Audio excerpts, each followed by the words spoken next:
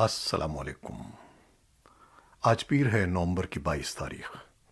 پاکستان میں شام کے 7، بھارت میں 7:30، اور یہاں ہمارے اسٹوڈیوز کی گھڑیوں میں صبح کے 9 بج رہے ہیں۔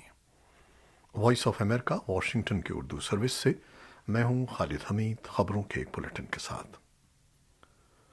بین الاقوامی مالیاتی فنڈ یعنی IMF پاکستان کو 6 ارب امریکی ڈالر قرضے کی اگلی قسط دینے پر رضامند ہو گیا ہے، جس کے تحت اب پاکستان کو 1 ارب ڈالر سے زیادہ ملنے کے امکانات روشن ہو گئے ہیں۔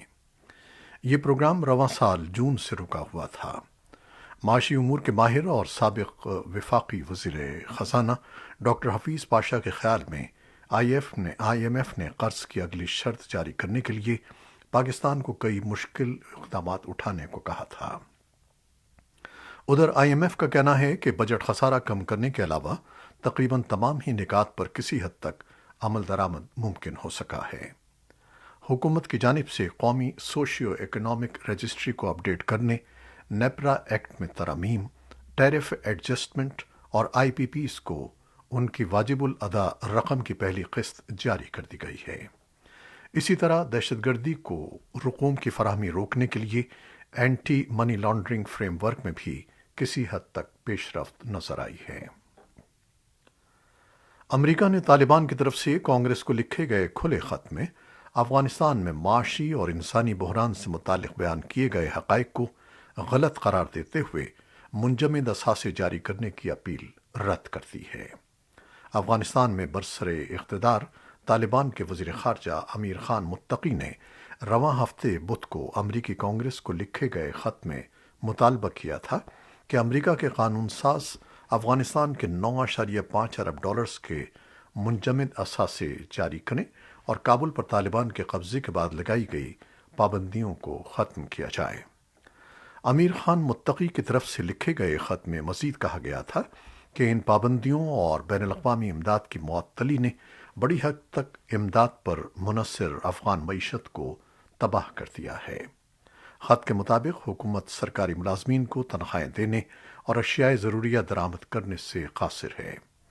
امریکہ کے افغانستان کے لیے خصوصی مشیر تھامس ویسٹ کا جمعے کو ایک ٹویٹ میں کہنا تھا کہ جنوبی ایشیائی ملک کو طالبان کے قبضے سے پہلے ہی انسانی اور معاشی بحران، جنگ، خشک سالی اور کورونا وبا کا سامنا تھا۔ تھامس ویسٹ نے زور دیا کہ واشنگٹن نے پہلے ہی یہ واضح کر دیا تھا کہ اگر طالبان امریکہ کے تعاون سے چلنے والی سابق افغان حکومت کے ساتھ مذاکرات کے بجائے طاقت کے ذریعے اقتدار میں آتے ہیں تو غیر ملکی امداد کو، جس میں بنیادی سہولیات کی مدد بھی شامل ہوگی، معطل کر دیا جائے گا۔ ان کے مطابق ایسا ہی ہوا ہے۔ افغانستان کے لیے تعینات نمائندہ خصوصی کا مزید کہنا تھا کہ امریکہ انسانی بنیادوں پر افغانستان کی امداد جاری رکھے گا، اور امریکہ نے رواں سال 47.4 کروڑ ڈالرز کی امداد بھی کی ہے۔ انہوں نے اس عزم کا اظہار کیا کہ امریکہ طالبان کے ساتھ صاف شفاف سفارتکاری جاری رکھے گا۔ افغانستان میں طالبان نے ٹی وی چینلز کو ان ڈراموں کی نشریات روکنے کا حکم دیا ہے جن میں خواتین فنکار کوئی کردار نبھا رہی ہیں۔ دوسری جانب خواتین صحافیوں کے لیے حجاب پہننا لازمی قرار دیا گیا ہے۔ طالبان نے یہ حکم نامہ اتوار کو جاری کیا۔ طالبان کی وزارت امر بالمعروف اور نہی عن المنکر کی جانب سے عائد کی گئی یہ پابندیاں ان کی نئی 8 نکاتی ہدایات کا حصہ ہیں، جن سے واضح ہوتا ہے کہ ملک میں خواتین کے حقوق کو محدود کیا جا رہا ہے۔ علاوہ ازیں وزارت نے اپنے حکم نامے میں کہا ہے کہ ایسی غیر ملکی اور مقامی فلمیں جو افغانستان میں غیر ملکی ثقافت، روایات اور بے حیائی کو فروغ دیتی ہوں، انہیں نشر نہ کیا جائے۔ وزارت نے طنز و مزاح پر مبنی ان ٹی وی شوز پر بھی پابندی عائد کی ہے جن میں انفرادی طور پر کسی کی بے عزتی یا وقار مجروح ہو۔ ایران میں حکام کا کہنا ہے کہ اس سال افغانستان اور ایران کے درمیان تجارتی حجم 2 بلین امریکی ڈالر تک پہنچ جائے گا۔ افغانستان کی chamber of commerce and industry کے نائب سربراہ خان جان علی کوزئی کا کہنا ہے کہ ایران افغانستان کا بڑا تجارتی پارٹنر ہے، لیکن طالبان کے اقتدار پر قبضے کے بعد دونوں ممالک کے درمیان تجارتی حجم میں کمی واقع ہوئی ہے۔ وزارت صنعت و تجارت کے مطابق گزشتہ مہینوں میں افغان برآمدات میں بہتری آئی اور 2 ہفتوں میں 585 ٹن کشمش سمیت 698 ٹن خشک میوہ جات یورپ، ایشیا، امریکہ اور آسٹریلیا کو برآمد کیے گئے۔ خان جان علی کو ضیاء کا کہنا ہے کہ واہگہ بندرگاہ پر افغان تاجروں کو اب بھی پریشانی کا سامنا ہے، جبکہ کراچی کے راستے بھارت سے افغان برآمدات اور درآمدات معمول کے مطابق جاری ہیں۔ ذبیح اللہ مجاہد نے ٹویٹ کیا ہے کہ طالبان حکومت برطانیہ کے وزیر اعظم بورس جانسن کے ان ریمارکس کا خیر مقدم کرتی ہے جس میں انہوں نے طالبان کے ساتھ بات چیت کرنے کو کہا ہے۔ طالبان حکومت برطانیہ کے اس موقف کی تعریف کرتی ہے کہ بات چیت کی جانی چاہیے۔ ان کی حکومت برطانیہ سمیت تمام ممالک کے ساتھ جائز روابط کی حمایت کرتی ہے اور اپنے تمام وعدوں پر قائم ہے۔ بھارت کے وزیر اعظم نریندر مودی کی جانب سے گزشتہ جمعے کو تنازع کا باعث بننے والی 3 زرعی قوانین کو واپس لینے کے اعلان کے بعد نئی دہلی کے زیر انتظام کشمیر میں یہ بحث چھڑ گئی ہے کہ کیا وہ حکومت کی طرف سے 5 اگست سن 2019 کو لیے گئے ان فیصلوں کو بھی واپس لے سکتے ہیں جن کے تحت جموں و کشمیر کی آئینی نیم خود مختاری کو ختم کیا گیا تھا اور ریاست کو 2 حصوں میں تقسیم کر کے انہیں براہ راست وفاق کے کنٹرول والے علاقے بنا دیا گیا تھا۔ بھارت کے زیر انتظام کشمیر کے ایک سابق ہائی کورٹ جج اور حزب اختلاف کی جماعت نیشنل کانفرنس کے member parliament justice retired Hasnain Masoodi نے بتایا کہ وزیر اعظم مودی کے اس اچانک اور غیر متوقع اعلان سے یہ بات عیاں ہو جاتی ہے کہ گھڑی کی سوئیوں کو پیچھے گھمایا جا سکتا ہے اور فیصلوں کو حالات کے تقاضوں کے مطابق ہمیشہ ایک نئی شکل دی جا سکتی ہے۔ سابق وزیر اعلیٰ اور پیپلز ڈیموکریٹک پارٹی PDP کی صدر محبوبہ مفتی بھی پر امید نظر آتی ہیں، لیکن بعض سیاسی تجزیہ کاروں کا کہنا ہے کہ چند کشمیری سیاستدانوں کی طرف سے جس امید کا اظہار کیا جا رہا ہے وہ حقائق سے بعید ہے، کیونکہ آئین ہند کی دفعہ 37 کو ہٹانا بھارتیہ جنتا پارٹی اور اس کی سربراہ تنظیم راشٹریہ سویم سیوک سنگھ کا ایک دیرینہ منصوبہ تھا جو ان کے ہندوہ ایجنڈے سے جڑا ہوا ہے، جبکہ زرعی قوانین محض ایک انتظامی مسئلہ تھا۔ حکمراں BJP کے ایک لیڈر اشونی کمار چرنگو نے زرعی قوانین کی واپسی کو دفعہ 370 یا بھارت کے شہریتی ترمیمی قانون سے جوڑنے کو سیاسی دیوالیہ پن قرار دیا، اور انہوں نے یہ بات زور دے کر کہی کہ آئین ہند کی دفعات 370 اور 35(a) کو ملک کے وسیع تر مفاد میں ہٹایا گیا ہے اور اس کا ایک بنیادی مقصد جموں و کشمیر کو مکمل طور پر بھارت میں ضم اور ان کے بقول نفرت اور علیحدگی کی دیواروں کو مسمار کرنا تھا۔ بھارت کی جنوبی ریاست آندھرا پردیش میں شدید بارشوں نے تباہی مچا دی ہے۔ حکام نے 17 افراد کی ہلاکت اور درجنوں کے لاپتہ ہونے کی تصدیق کی ہے۔ جمعرات سے ریاست کو شدید طوفانی بارشوں کا سامنا ہے، جس کی وجہ سے کم از کم 5 اضلاع میں شدید سیلابی صورتحال ہے۔ بارش اور سیلاب سے سب سے زیادہ متاثرہ اضلاع میں نیشنل ڈیزاسٹر ریلیف فورس کی ٹیمیں تعینات کی گئی ہیں اور مقامی حکام نے سینکڑوں خاندانوں کو پناہ گاہوں میں منتقل کر دیا ہے۔ ریاست کے مختلف اضلاع سے گزشتہ کئی روز سے ہلاکتوں کی اطلاعات موصول ہو رہی ہیں، جبکہ حکام نے خبردار کیا ہے کہ ان اموات میں اضافہ ہو سکتا ہے۔ اسرائیلی حکام کا کہنا ہے کہ اتوار کو یروشلم کے پرانے شہر میں اسرائیلی فوج نے ایک فلسطینی شخص کو گولی مار کر ہلاک کر دیا۔ اس واقعے میں 4 افراد زخمی بھی ہوئے۔ ہارٹس کے مطابق اسرائیلی حکام نے حملہ آور کی شناخت مشرقی یروشلم سے تعلق رکھنے والے 42 سالہ فادی ابو شہدم کے نام سے کی ہے۔ حکام کا کہنا ہے کہ اس شخص کی حماس سے وابستگی بتائی جاتی ہے۔ یہ واقعہ ایک اہم مقام پر پیش آیا جو یہودیوں اور مسلمانوں دونوں کے لیے مقدس ہے۔ اسرائیلی حکام کا کہنا ہے کہ فائرنگ سے ہونے والے زخمیوں میں سے کم از کم ایک بعد میں زخموں کی تاب نہ لاتے ہوئے دم توڑ گیا۔ اتوار کی شوٹنگ حالیہ دنوں میں دوسرا واقعہ ہے۔ سوڈان میں فوجی اور سرکاری حکام کا کہنا ہے کہ فوجی اور سیویلین رہنماؤں کے درمیان ایک سمجھوتے کے تحت وزیر اعظم عبداللہ حمدوک کو بحال کیا جائے گا، जिन्हें गुज़श्ता माह एक बगावत में मासूल कर दिया गया था। खबर रसां इदारे एसोसिएटेड प्रेस के मुताबिक फ़ौज और मुल्क की सबसे बड़ी जमात उम्मा के दरमियान इतवार को हुकूमत की बहाली के एक मुआहदे पर दस्तखत हुए, जिसे सरकारी टीवी पर नशर भी किया गया।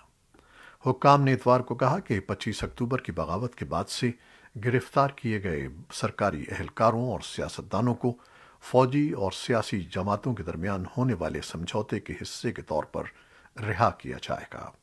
हुक्काम का कहना है कि हम लोग एक आज़ाद टेक्नोक्रेटिक काबीना की क़यादत करेंगे। सूडान के साबिक आमिर अल बशीर के खिलाफ तहरीक चलाने वाले ग्रुप ने नए समझौते की मुखालिफत की है। इतवार को अपने एक बयान में तहरीक के जिम्मेदारान ने मुतालबा किया है कि हुकूमत का तख्ता उलटने वालों के खिलाफ मुकदमा चलाया जाए।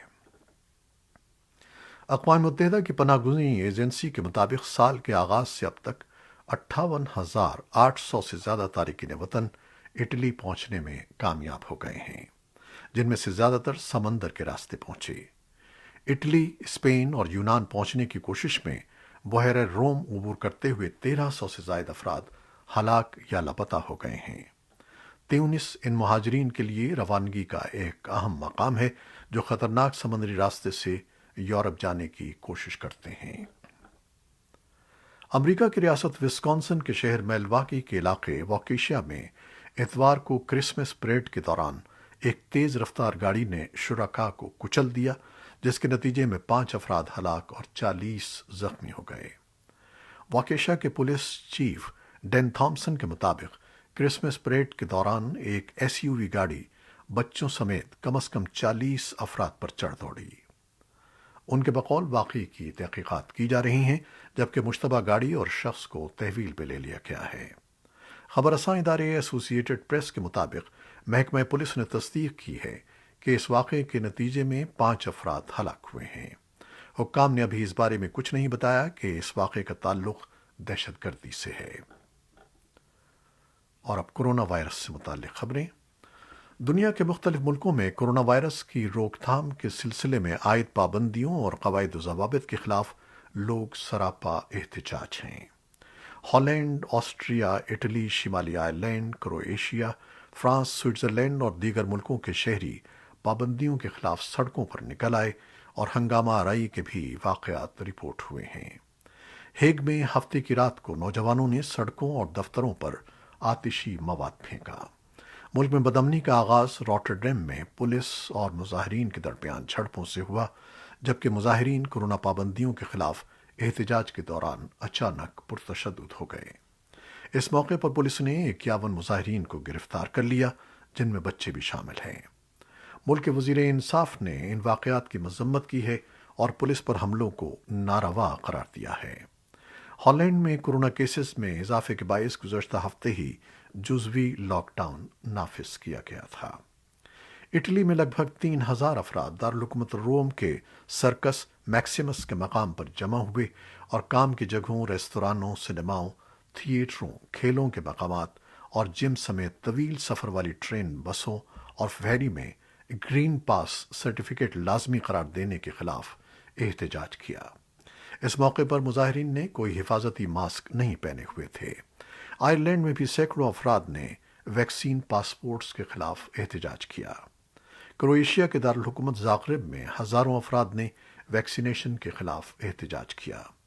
मुजाहिरीन ने परचम, कौमी और मजहबी निशानात और बैनर्स उठा रखे थे और वो वैक्सीनेशन को लोगों की आज़ादी पर पाबंदी बरकरार रखने का एक इल्ज़ाम दे रहे थे। जापान में कोरोना मरीजों की तादाद में गुज़श्ता 2 माह में इजाफा हुआ है। हुकूमत ने इससे निमटने के लिए अस्पतालों में बिस्तरों की गुंजाइश 37,000 तक करने का ऐलान किया है। मुल्क के अस्पतालों में इस वक्त 28,000 बिस्तर मौजूद हैं। पाकिस्तान में 28 फरवरी सन 2020 को हॉरर फिल्म रिकॉर्ड की रिलीज के बाद 19 नवंबर सन 2021 को खेल खेल में की नुमाइश तक कोरोना वबा की वजह से सिनेमा घर वीरान और शायकीन पाकिस्तानी फिल्मों से महरूम रहे। जिस तरह सन 2014 में हिदायतकार नबील कुरैशी और प्रोड्यूसर फ़ज़ा अली मिर्ज़ा की नामालूम अफराद की रिलीज़ पाकिस्तानी शायकीन को सिनेमा में वापस लाई थी, امکان ہے کہ ان کی 5ویں فلم یہی کارنامہ دوبارہ انجام دینے میں کامیاب ہوگی، کیونکہ اس دوران ان کی فلمیں ایکٹر ان لا، نامعلوم افراد 2 اور لوڈ ویڈنگ سنیما میں ریلیز ہوئیں، جنہیں شائقین نے بے حد پسند کیا۔ فلم کھیل کھیل میں کی کہانی 50 سال قبل ہونے والے ایک ایسے سانحے کے گرد گھومتی ہے جس پر بات کرنا تو دور، جس کا ذکر بھی کورس کی کتابوں میں نہیں کیا گیا، اور پاکستانی ذرائع ابلاغ بھی اس پر کم ہی بات کرتے ہیں۔ یہ تھیں وہ خبریں جو فیس بک لائیو پر ہم نے آپ کے لیے پیش کی۔ ہماری ویب سائٹ اور یوٹیوب اور پوڈ کاسٹ پر یہ بلیٹن آپ کے لیے پوسٹ کر دیا جاتا ہے۔ ہماری اس بلیٹن کو شیئر کرنا نہ بھولیے گا۔ خالد حمید اب اجازت چاہتا ہے۔ اللہ حافظ۔